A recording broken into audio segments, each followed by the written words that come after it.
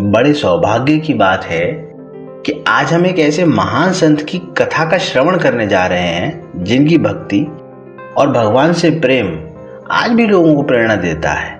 हम बात कर रहे हैं श्री खुशहाल बाबा की, जिनका जीवन भगवत भक्ति, त्याग और समर्पण का साक्षात उदाहरण है। गुजरात महाराष्ट्र की सीमा पर स्थित फैजपुर नगर में कई सौ साल पहले एक धार्मिक दंपति रहते थे, तुलसीराम भावसार और उनकी धर्मपत्नी नाजुक बाई।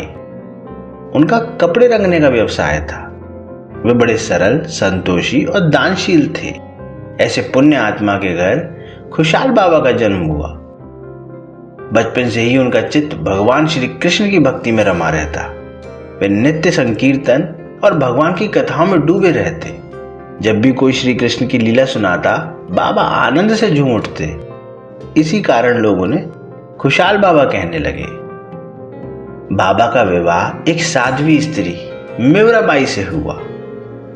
दोनों खूब प्रेम से, संतोष से भगवान का भजन किया करते और खुशहाल जीवन व्यतीत करते। दक्षिण में भारत का दूसरा वृंदावन श्री क्षेत्र पंढरपुर बहुत प्रसिद्ध है। वहां आषाढ़ और कार्तिक शुक्ल पूर्णिमा को बड़ा मेला लगता है। वैष्णव भक्त दोनों पूर्णिमाओं को यहाँ की यात्रा करते हैं। एक बार बाबा भी पंढरपुर के इस मेले में आए। वहां इन्होंने भगवान विट्ठल के दर्शन किए और मेले में एक दुकान पर विट्ठल जी का एक सुंदर पाषाण विग्रह देखा। वह विग्रह देखकर बाबा के हृदय में प्रेम उमड़ पड़ा। उन्होंने उसे खरीदना चाहा, पर पैसे कम थे। दुकानदार नहीं माना। बाबा बहुत दुखी हुए। रो रोकर भगवान से बोले, हे नाथ, मैं पापी हूं, इसलिए आप मेरे घर नहीं आना चाहते। उनके नेत्रों से अश्रुधारा बहती रही। रात को वह विग्रह एक गृहस्थ ने खरीद लिया और अपने सिरहाने रखकर सो गया। बाबा वहीं पास में लेटे भगवान का नाम स्मरण कर रहे थे और फिर मध्य रात्रि में भगवान स्वयं लीला करने लगे। भगवान स्वयं विग्रह में समा गए और बाबा के पास आ गए और बोले, ओ खुशहाल, मैं तेरी भक्ति से प्रसन्न हूं। देख, मैं तेरे पास आ गया। बाबा हर्ष से भर उठे, नाचने लगे, गाने लगे। सुबह जब वह गृहस्थ उठा, विग्रह गायब।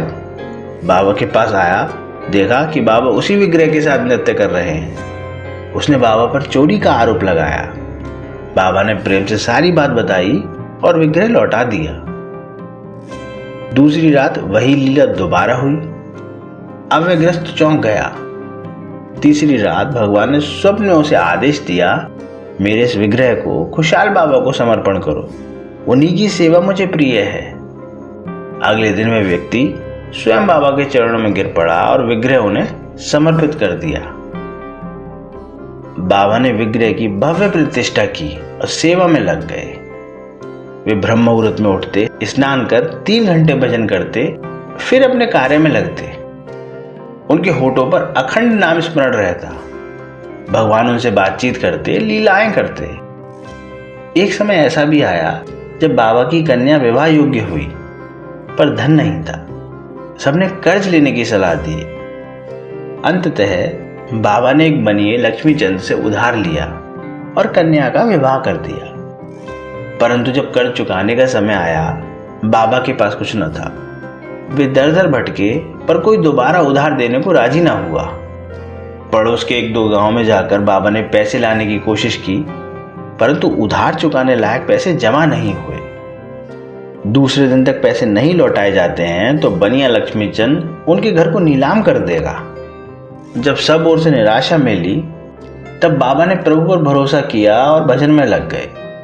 उधर भक्त वत्सल भगवान को चिंता हुई, मेरे भक्त की प्रतिष्ठा दांव पर है। उन्होंने मुनीम का रूप धारण किया और लक्ष्मीचंद के घर जाकर कहा, यह रकम मेरे मालिक खुशहाल बाबा ने भेजी है, गिनकर रसीद दे दीजिए। लक्ष्मीचंद ने गिनकर रसीद दी और भगवान अंतर्ध्यान हो गए। बाबा ने जब अगली सुबह गीता की पोथी खोली तो रसीद रखी मिली। वे फूट फूट कर रोने लगे। मेरे कारण प्रभु को इतना कष्ट हुआ। उनकी विनम्रता देखिए। वे कहने लगे, बनिया धन्य है, उसे भगवान ने दर्शन दिए, पर मैं अभागा ही रहा। फिर भगवान ने खुशहाल बाबा को भी दर्शन दिए। इसी नगर में लालचंद नामक एक बनिए ने श्री राम, लक्ष्मण और सीता के सुंदर विग्रह बनवाए। भगवान श्री राम जी ने देखा कि यहाँ के भक्त खुशहाल बाबा पांडुरंग जी के विग्रह की सेवा बड़े प्रेम से करते हैं, मधुर कीर्तन सुनाते हैं, हर प्रकार भगवान की उचित सेवा करते हैं। श्री राम जी की इच्छा हुई कि पांडुरंग जी के विग्रह जैसी प्रेम पूर्ण सेवा बाबा के हाथों से हमारे विग्रह की भी हो। उस रात में जब वह बनिया सो गया तो भगवान श्री रामचंद्र स्वप्न में आए और उन्होंने उसको आज्ञा दी, लालचंद, हम तुम पर प्रसन्न हैं, किंतु हमारी तेरे घर में रहने की इच्छा नहीं है। हमारा भक्त खुशहाल इसी नगर में रहता है, उसको तू अब सब विग्रह अर्पित कर।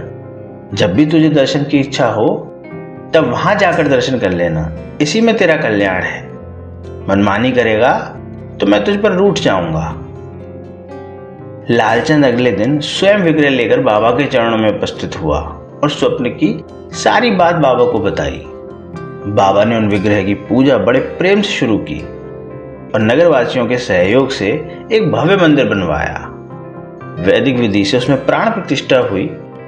आज भी वह मंदिर खुशहाल बाबा की भक्ति की गवाही देता है।